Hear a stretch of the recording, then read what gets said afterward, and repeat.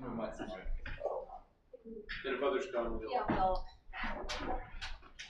So we could make it a little more interactive than normal. So we can stop if you've got a question on the slide, we can stop there.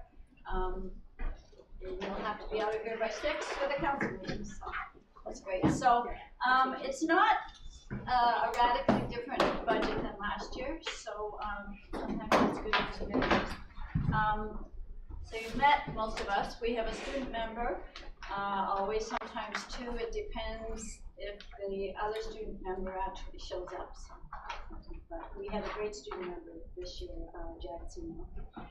We always have a dean. We have another faculty member. Michael's one of our faculty members from FAST, so we try and make sure we get a representation across the campus. And then we have support staff. So you may or may not have been tuned in to the consultation process up to this date. So in the fall, we start early in the fall, and we start meeting almost every Friday as a group. And that allows us to put some weighty questions on the table and keep coming back to them. So we have a thorough discussion. We did a big survey, and there were, this year, 1,600 people responded to the survey. We thought last year was pretty good. It's the first time we had done it. 1,300 and change answered it, and we were kind of blown away by 1,600 people. So it gives us a good sense of where the top priorities are, and we'll talk about that. And then in January, we put out a short brief, and then we had town halls, and so the draft budget report has just been released a week ago. Again, apologies for the lateness, but we're constrained by our agreement with the students and the board when we have to have all these concepts. So we get squeezed in this end, so it really is too bad it's in the middle of the elections, but there you go. We'll have this discussion, 2 discussions tomorrow on different campuses, and then Tuesday up at the Ag campus.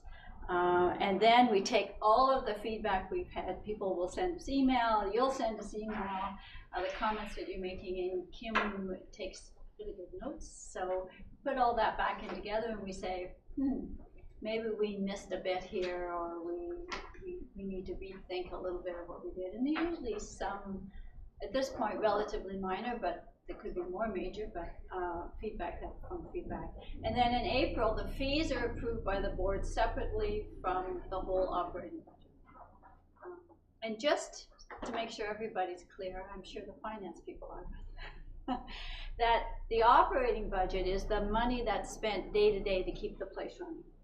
And there's a larger budget that has research money that comes into the university from other sources, or some extra money that the government gave us to do something special. So that's not used to run the money.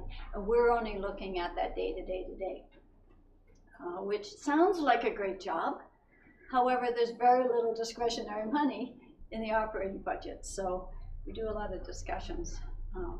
So just the basic principles are, we are mandated to come up with a balanced budget. So Dalhousie does not ever have a deficit budget, certainly not by design. And we take on the kind of role that we think we have to have a budget that's sustainable. So we can see that we can actually have a budget next year and the next year. So we're not setting it up for failure in terms of we say, oh, it's next year's problem. They'll have a minus 10% cut because we couldn't balance. And that the recommendations we make on that discretionary money actually are driven by the mission, and in particular the strategic priorities that the university has. So those 25 numbers everybody's talking about, 5.2 and something else. So those priorities, how do we use the budget to actually help us get those out of all the priorities that individual students and faculty and staff might come up with?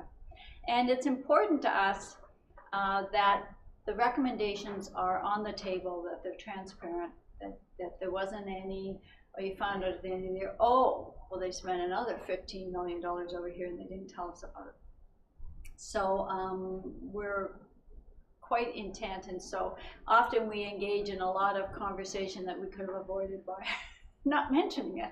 So it is important, and it is important to get feedback, and it's important for students and staff and faculty to understand the process and understand the limitations of what we can do. We've sort of adopted starting last year, a more sustainable picture, like a 3-year, a multi-year budget, instead of just doing them one at a time and saying, whew, got through that one, to try and make it longer view.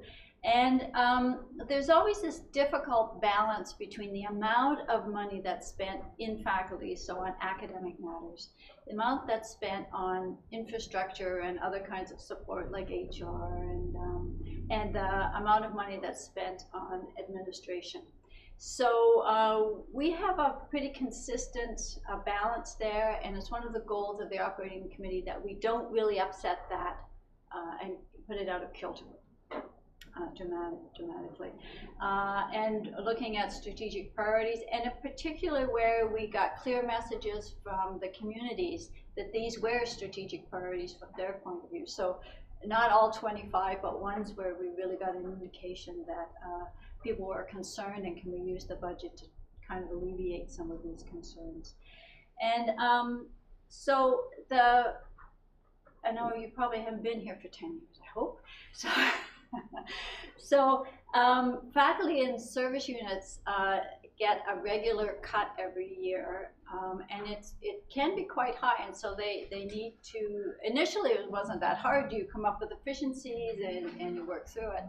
But in terms of faculty renewal and having enough money in faculties that deans and faculties can put on new initiatives, our goal is to try and help them be more sustainable by reducing that cut to some level where we're not doing damage to them, and we're actually helping in that way. So I put this little box at the bottom to call aspirations. So the goal of the operating budget is not only to balance and to make sure everybody's paid and we have proper student supports, but is to allow the university to actually exercise some of its aspirations. So you know that Dalhousie is one of the U15. We're one of the smallest of the U15. And so what are our aspirations around the excellence of programs that we give? How do we make sure we've got excellent faculty members, the best students, the best programs, and how do we keep that up? And how do we actually become much more competitive nationally and internationally? So regionally we're pretty competitive because we're the biggest in the region, but nationally we're not. Well, we're in the U15, but I wouldn't say we're in the middle. So we have an aspiration to be a real player. So we do extremely well. So the $220 million that came in from the federal government and industry for the oceans, big deal. How do we do that in other areas? We have to really think strategically as we go. And the attraction of Dalhousie to students from outside of the province, so across Canada and internationally, has a lot to do with our reputation and our profile and our ability to be really competitive. So I put that out there. I'm also a faculty member, so we do need to keep that in mind as we do this. It's not sufficient to balance the budget. It's really not the only goal here. So this is just an overview, and this is, I remember I talked about the balance of administration, support, and academic. So the academic really means the amount of money going into the faculties. So we keep that around 62–63%.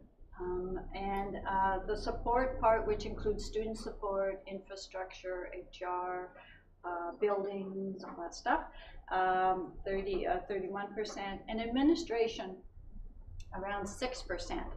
And I'm really proud of our 6% because no matter how you slice it, Dalhousie has a much lower proportion of its operating budget going into administration than does any of our competitors. And in the region, it's perhaps a little unfair to go beating up on Nova Scotia universities because the others are quite small. No matter how small you are, you need to have a president, you need to have a registrar, you need to have a vice president academic and a vice president finance. So there's a certain scale of administration you have to function. But we do very well compared to our U15 competitors, and we work really hard at keeping it that. So we're in the ballpark of the others. We have a little bit more of our money goes into academics, into the faculties than our comparators do, but that's related to, I think it's tied closely to our administration.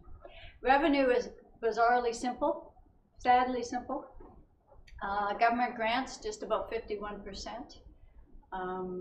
Other revenue would be our endowments, mainly. Some interest, if interest rates are high, and we might get more money. Tuition is now just under 40%.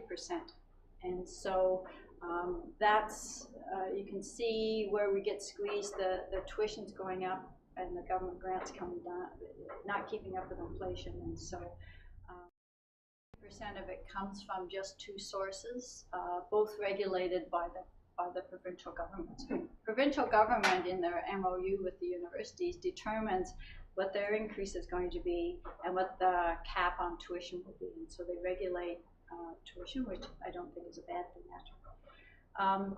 So where do we spend this money sort of generally?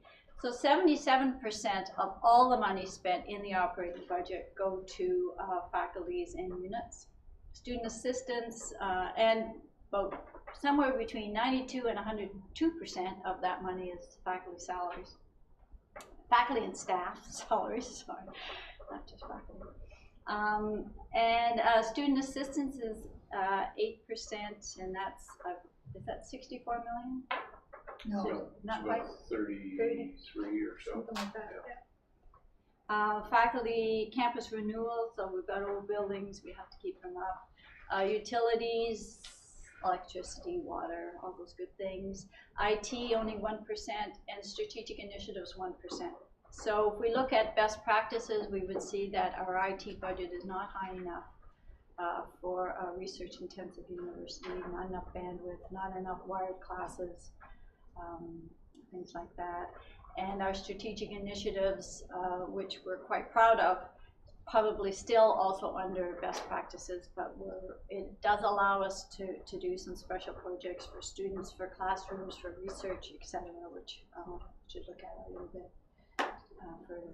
Again, since there's only 3 of you, if you have a question, you can ask it as we go. So here's the big challenge. Here's what we work on.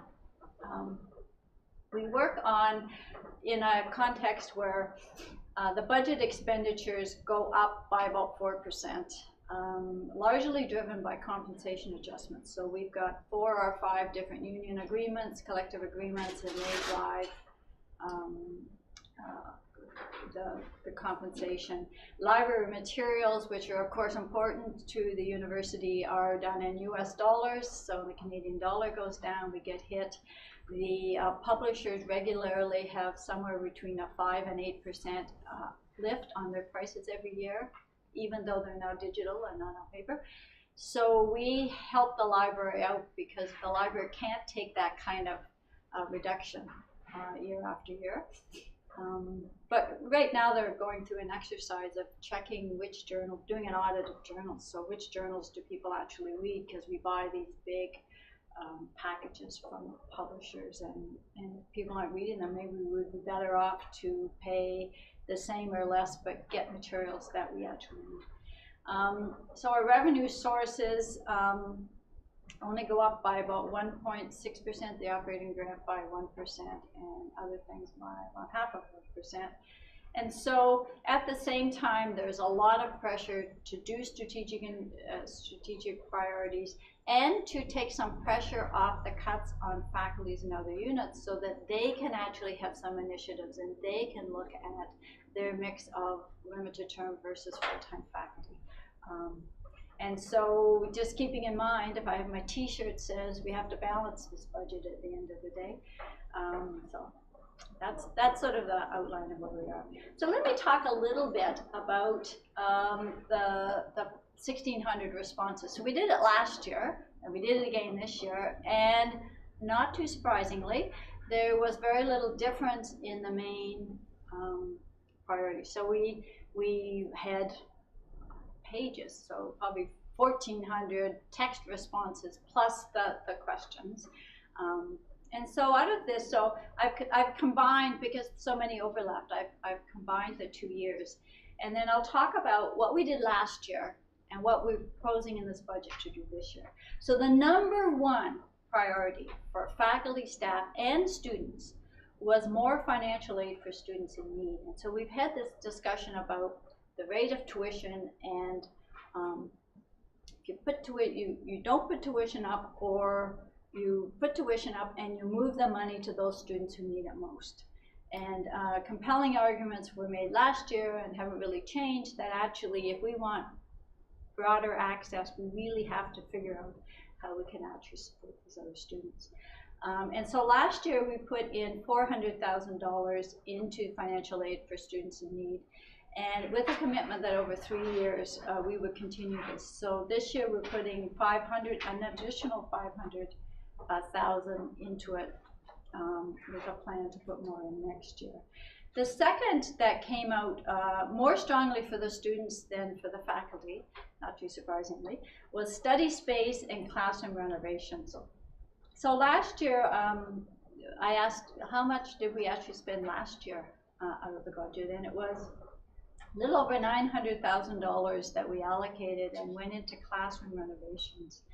So this doesn't count big new spaces at the Sexton. So this was around the campus where you know, the seats were awful, so we took them out and put in new ones, put proper AV in them, and trying to get across campus and actually bring all of our classroom stock up to some kind of level.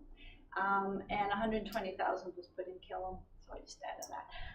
But this year in the budget, there's about $1 million that's been set aside for classroom renovations. We need new kinds of classrooms. So the McKechnie in the Killam was renovated, and it will be a new, really, not just technology driven, but you know, when a classroom where you can move all the furniture around, people can look at different screens and different walls, and not quite as fancy dancy as the Link, but along that same model. And we need more of those, because when students use them after hours, they're going to use them for different things than sitting in rows having lectures, and so that's a good thing. Technology, those of you who've been here will realize that bandwidth can grind to a halt without very much prompting. And so we started last year to say we have to have a fund that's for the renewal of the technology. There's no point, I'm a computer scientist, so there's no point in thinking you're ever up to date, because the moment you are, you're behind.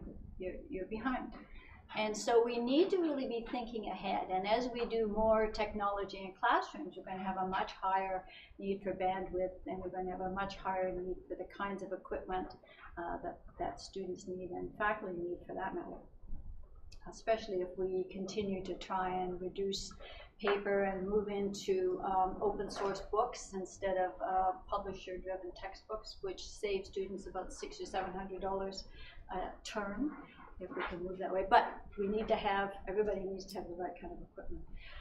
And so last year we put $600,000 in, and again, we're adding another 600, so that would be 1.2 million into that fund, and then as that grows, that's a base fund. So we probably somewhere around $3-4 million is what a campus this size needs to actually be current. $800 went into Banner. Does anybody know what Banner is? So Banner is a system where all your marks are kept, and a whole bunch of other things, it turns out. I thought it was just for students.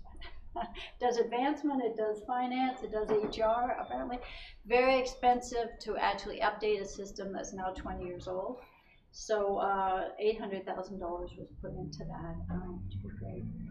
The facilities, so that's the buildings, the renewal. We have an agreement or a mandate from the board, maybe 15 years ago. Yeah. 15 years ago, no money was being put aside.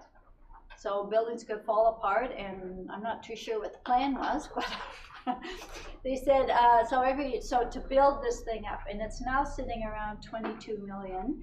And so we're getting to the point where there is a best practice in there, and we need to figure out where that is. But we're not there yet. So last year we put in $1 million as prescribed by the board, and this year we're putting in another. International students, we didn't put anything in last year. It didn't show up very prominently, but more prominently this year. And so what we're doing, you probably would appreciate that over the last 10 years and the last 5 years, the curve kind of has gone like this. on international students. And so most of the original money that as we got more international students, was put into central services. But there are faculties who are now really hurting because they take most of them. So think engineering, computer science, science and management, most of the internet, and so they need their own writing center, they need their own advisor, we need to help them help those students. And so we took $350,000 this year that will be distributed to different faculties, including arts, which has a surprising number of international students when I did the algorithm.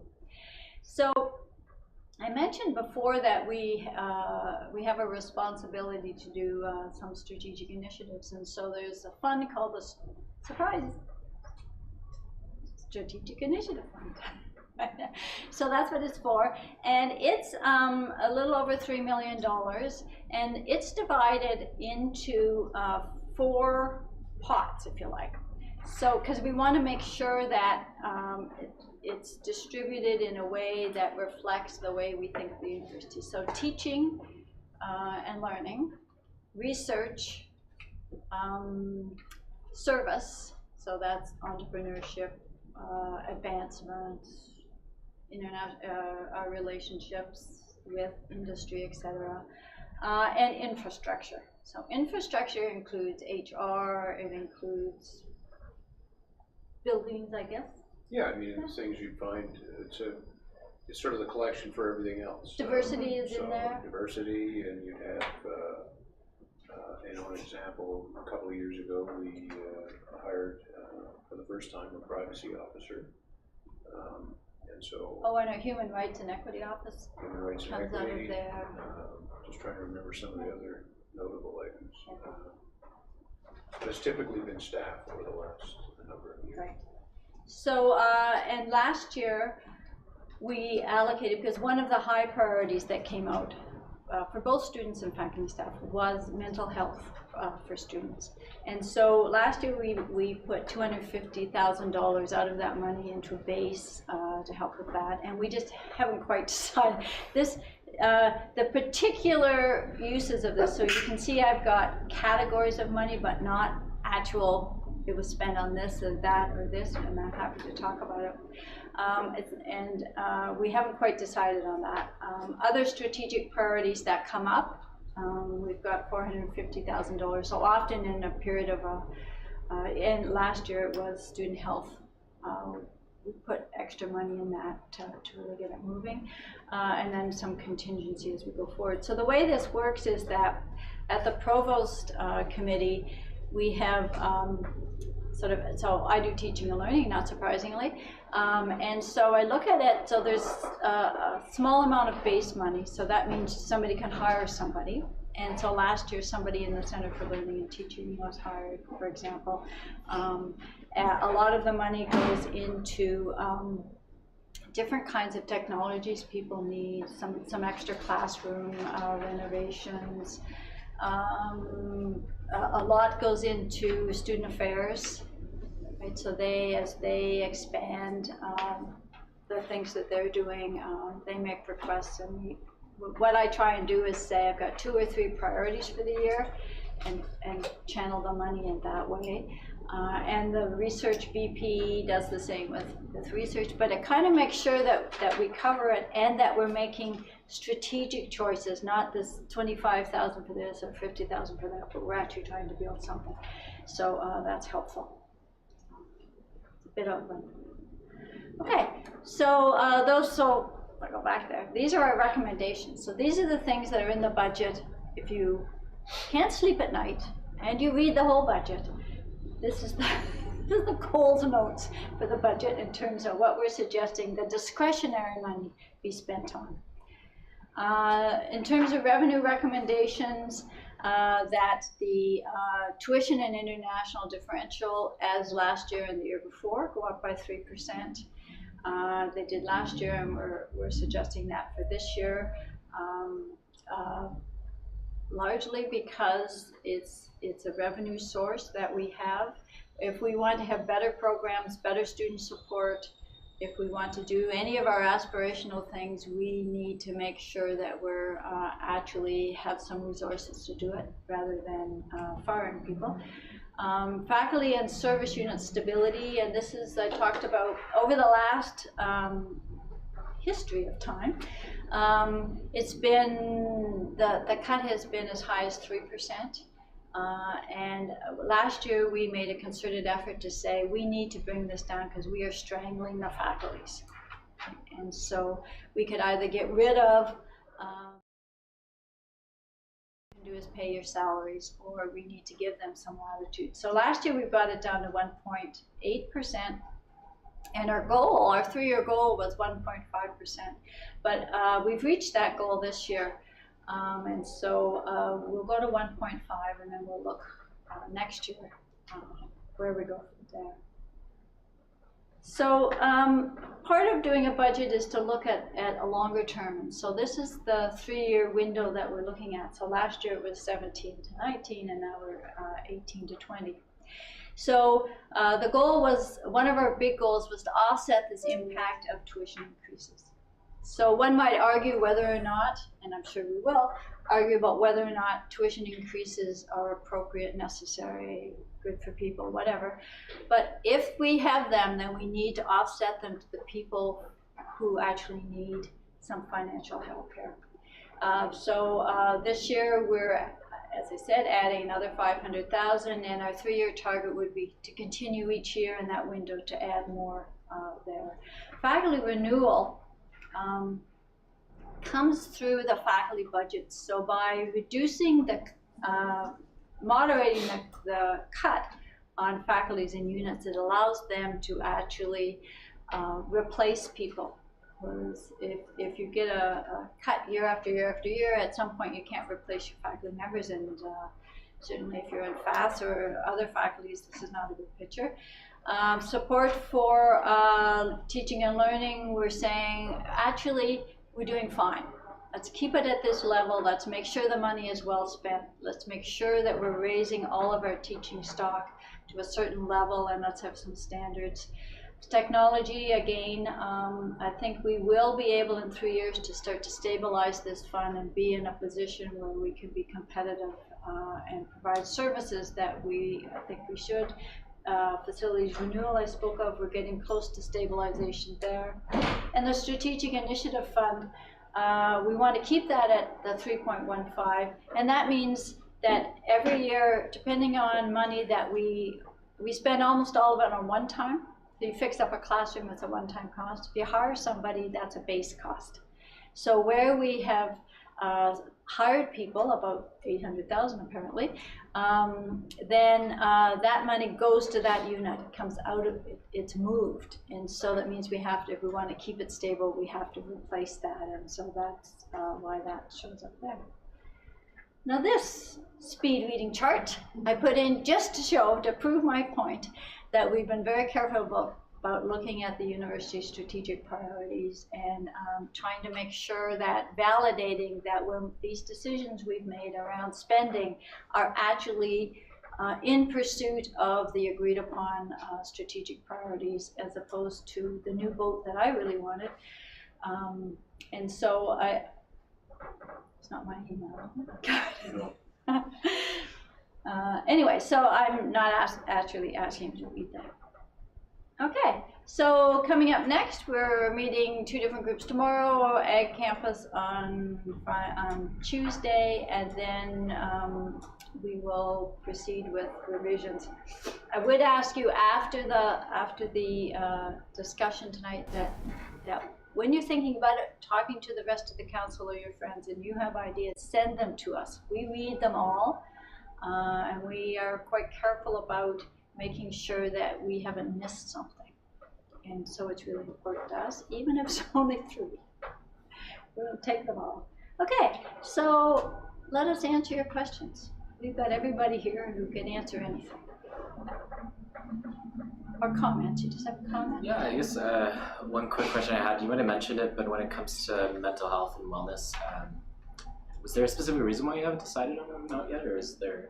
Well, because we, strategic initiative fund money, Right. it starts in April. And so we get Okay. together and we say, here Gotcha. are our big priorities for the year, and then we sort out how we're gonna spend it so it's done thoughtfully, rather than bits and pieces. So Okay. Great. we'll be super happy to make an announcement when we know. Yeah. Yeah, I I said, was going to ask a question about the student health services. You said you put sorry, my money was about, how much money did you said you put into the student health services? 215. I was just wondering if you've gotten any feedback since last year about that. Has there been any feedback from students or anything about it? The feedback, there continued to be feedback that we needed to do more. I don't think there was anything really specific, but Yeah, I it think- was clear in the feedback that there needs to be more. students want there to be more. And But I read every single comment and categorized them. So, because many of them didn't apply to back, so I sent them in groups to the different deans and the different directors to say, these apply to you, and so you should be thinking about it. But I don't recall specific complaints, like I couldn't get in or things like that, but around we need more. And more for graduate students as well. So, because graduate students haven't been quite as included in this picture, and so there were some comments there, so that would be an area where we would look at.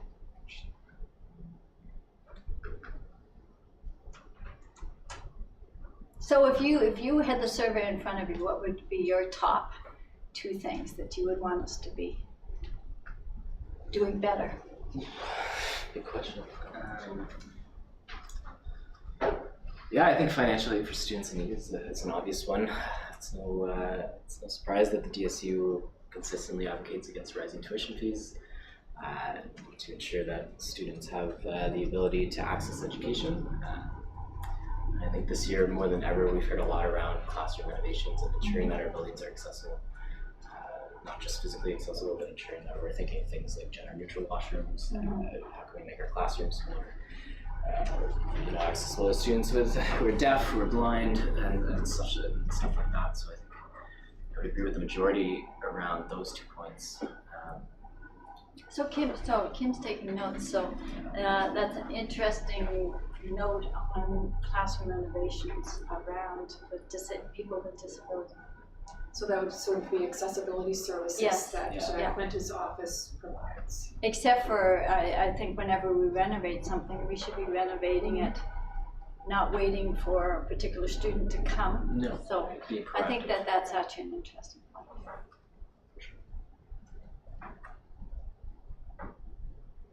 It's interesting that international students have taken such that rank, going from not being really mentioned and now they are, from just looking at last year to this year. Well, not so much they weren't mentioned, but we didn't allocate special money. We were trying to figure out, and it came up more and more in the year, particularly through Senate, where there were some real stumbling blocks for international students, and that's why, every now and then, somebody clicks on the light and you think, aha, I should have thought of that. Where we had spent so much money on central services that we were getting more and more angst from these faculties, where they had almost all of the growth was in their faculty. And so they had different problems than the campus had, and so we needed to think about this differently. So that might have been more neglect than anything. You go ahead. Okay. Just something that I've been talking to students about, just interesting things that food infrastructure for food, just especially down at Sexton campus, has been an issue that a lot of people have been talking about. I'm just wondering kind of if that fits into the budget advisory or if that's in a different kind Well, that was in my category. I sent that down. Maybe that was you who sent me that comment. Maybe. that received quite a few and comments. study space. You see, I have study space here. That was mostly in the comments and Okay. mostly about Sexton. So I've done a little digging. What there's 2,200 students down there. How many seats do you have for students to actually sit and study? And is there a best practice? And I'm sure the best practice is an 80. Right? So putting a push on, making sure that there's some kind of best practice around the proportion of out-of-class seats where students can either just meet or they can do the work. So there's some in libraries, but on this campus we have a fair number of kind of learning spaces, but on that campus still the atrium will be there, but that's all. And so whether or not that alumni room is that going to stay there, that Tim Hortons going to stay there, like I agree. And so I sent the food things I sent down to the dean, but the other things I incorporated into this because I think we need to be really mindful of students who aren't living on campus or who live down here and are up there. And in our retention data was clear that students who weren't on campus really had a much higher dropout rate than did students who were really on campus. So where is your on-campus spot if you're not living in residence, right? And so to think that through a little bit better. Do you know just so I can look it up, is there a way to find out more information about kind of those different dropout rates? I'm just a total data nerd, so. Yeah, well, I don't know, we have all that. There's 2 years ago we did reports, we did log regressions, we just pounded that for all data. Kim, where would it be? It's on my website? I'm gonna think it may be in your SharePoint site where if you go to Carolyn's website and log into her SharePoint site just using your username and access. But even the report, Sure, there's a report that I think must have been at least semi-public where we had all the results, which would be more interesting. So all the percentages, that your chance of dropping out if you're this and this and this, or some combination of this, and being an out-of-city student, not living in residence, you were like 40% more likely not to come back in the fall. So is it worthwhile having spaces where you can put your book bag down in the middle of the day? Absolutely. It would also be definitely interesting to see things like how long those people stay here, or lots of students say they stay here until 10, 11 o'clock. Yeah, so that's also a thing. I think that's on the recommendations. Yes. Yeah. And so keeping some buildings open longer, especially, I don't know why, especially near exams, it seems to me it's either good or not. So I keep them open, but well, there is a point at which you don't want to be taking the bus home by yourself at 2 in the morning. So stop running at 12. Oh, well, there you go. Yeah, but even at 10, it's still taking the bus because there's lots of places to stop over. So if you live in Cold Harbor, you stop over in. I don't know if you've ever been to the bridge terminal in Dartmouth. Not a particularly nice place to hang out at 10:30 at night, especially if you're. Yeah, especially if you're by yourself with your little book bag. Especially. Yeah, a good point. And what would your top 2 things be? I think strategic priorities is important because it kind of touches on a lot of things in itself. Like it touches on teaching support as well as like health and wellness and like diversity and inclusiveness, or infrastructure would also be a big one. I went to Seattle High School. Well, Isaac did too, and even just like the accessibility, like the accessibility of learning there was really cool. So like just like smart boards in classrooms, and just like having that option, especially for like math-based or economics-based courses. And I think that would just really improve, like knowing that I can like take a mental health day and stay at home and know that my notes are on the board and I don't have to. Exactly, and that you don't have to like write everything down because you can just get it by. Yeah, well, So, it could go either way. And I do have a quick question about food on Saxon campus now that Isaac brought it up. So I had the opportunity to meet with, I can't remember his name, but the Aramark manager who looks over Saxon campus. And with the idea of building, is Aramark going to be looking into that as well? Ian.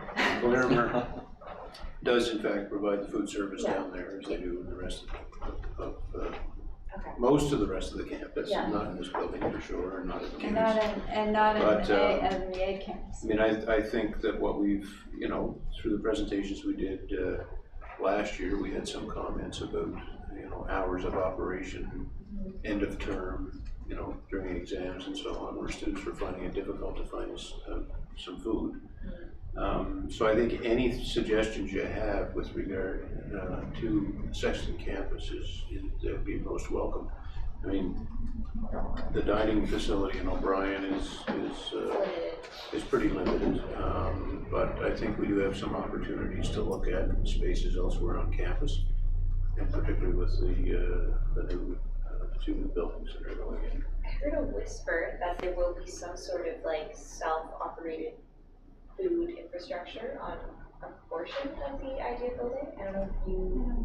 We're doing that up Sort at of the an honor ag campus. system kind of thing.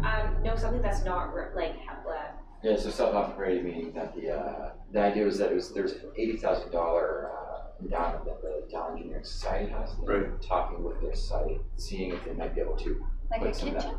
Yeah, actually, so you know the little bit, that's a, Yeah, that's a yeah. model, that's Yeah, a, not necessarily the little bit, Yeah, but it's a very similar model to someone.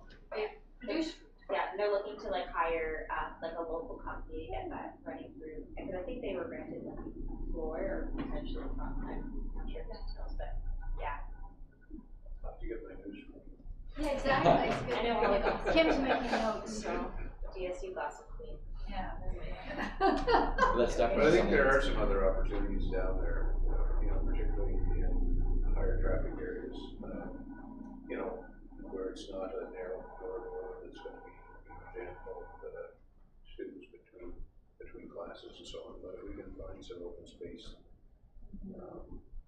that's convenient, I think we're all ears. And more spaces where the people can sit and eat their lunch. And It's the one other thing to thing get is- your lunch, but if you can't sit and Yeah, and our relationship with Aramark allows us to have that conversation. We're always trying to discuss how we can improve, locations, the various services that are offered. Some people don't like, Tim's, they like Starbucks and whatever. And so it's the range of outlets, it's the location, menus in the various central dining. they actually sent two chefs to one of the Chinese universities here, 2+2, so that they could make some of that regional food for those students when they were here, which I thought was pretty good. Food was good. Yeah, I had the opportunity to meet with their market a couple times, and it felt very limited in the conversations, but I'm just trying to meet those things. Thank you, Cindy. No, well, so your reaction is probably somewhat similar to the one we get. They're running a business. Yeah. And we're trying to provide a service, which is sort of but those are not, all that complementary. So we've got to try and find that happy spot with them where they can see the benefit to themselves from a business perspective, and we see the benefit in improved service to students. Like, as I say, that conversation goes on week in and week out. And we've got a new manager here on site. Was it Derek you met with, or his successor? I met with both of them, I believe, because they met beginning of August, when it was starting. That would have been Derek, yeah. So I'm going to ask Michael first. He's our faculty member here. What would be your wish list of the top 2 things? Oh, well, I would say I have been very persuaded of the case made by students and some DSU members about the financial aid, about the way of it really does, in an important way, offset increases which are difficult not to make on tuition across the board, but it also seems like a more efficient way of getting all sorts of things accomplished in terms of recruitment and retention, bringing students here who might not be able to come otherwise, so be much more targeted. So I'm not as big on classroom renovations because I don't use PowerPoint and things. I just read from books. So, but I do actually also appreciate the technology more generally as just kind of inescapable as something that, and I also view it as something which, as you say, we really should be getting ahead of the curve on. I think of it in contrast to the situation we were put in by the lack of foresight relative to deferred maintenance. If we can avoid a comparable situation with that, so I would say technology and financial aid for students are, and my own compensation.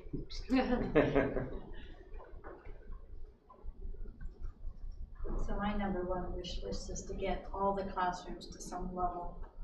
So faculty and students can go into any classroom, plug in, do whatever they want to do. They know the bandwidth is right, they know the lighting is right, the desks all move right? It's not, oh my God, I'm in this one thing, I can't do anything here, right? And I think it still varies greatly across campus, but you know, we'll get there. And we've done a lot over the last 3, maybe 4 years. The Center for Learning and Teaching has really taken this on, and I think that's the right place to do it. It's driven by pedagogy, not driven by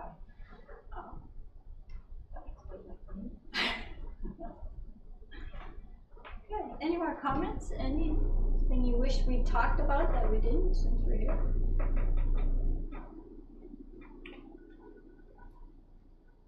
Ian, you have any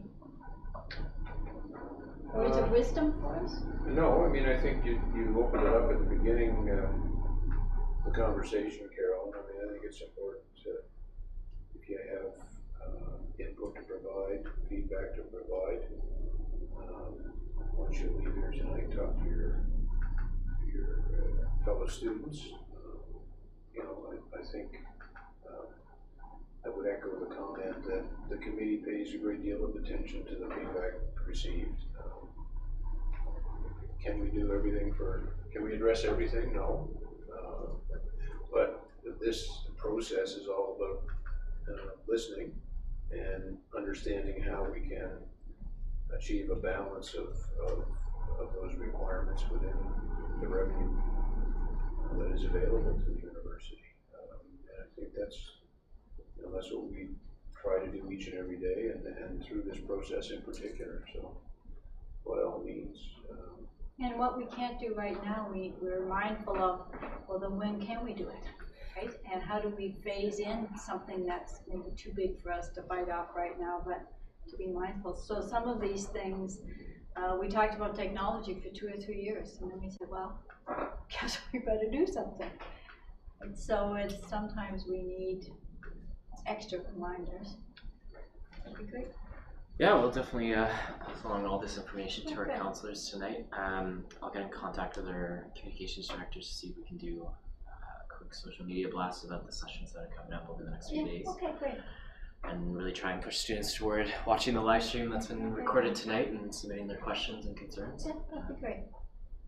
And we will, so we have probably 2, possibly 3 weeks for feedback. March 15th was the date. We were hoping to have feedback back.